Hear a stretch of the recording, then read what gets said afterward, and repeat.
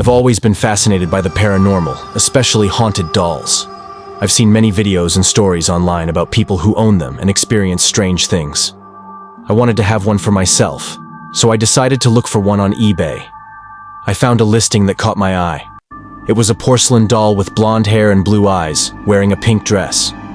The seller claimed that the doll was from the 1800s and that it was possessed by the spirit of a girl named Lucy, who died of tuberculosis. The seller said that the doll was very active and that it could move, talk, and even cause poltergeist activity. The seller also warned that the doll was not for the faint of heart and that it could be dangerous if provoked. I was intrigued by the description and decided to buy it. The price was only $50, which seemed like a bargain for such a rare item. I paid with my credit card and waited for the doll to arrive. A few days later, I received a package at my door. It was the doll. I opened it eagerly and took out the doll. It looked exactly like in the pictures, except that it had a crack on its forehead. I assumed that it was damaged during shipping, but I didn't mind. I thought it added to its charm. I placed the doll on a shelf in my living room and admired it. It looked so innocent and cute. I couldn't believe that it was haunted. I decided to name it Lucy, after its original owner.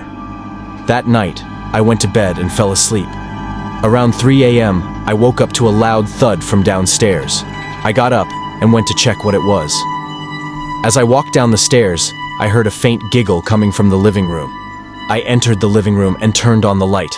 What I saw made me scream in terror. The doll was on the floor, surrounded by broken glass and books. It had fallen from the shelf and knocked over everything in its way. But that wasn't the worst part.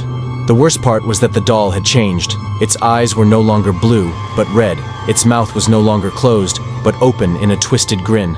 And its voice was no longer silent, but loud and clear.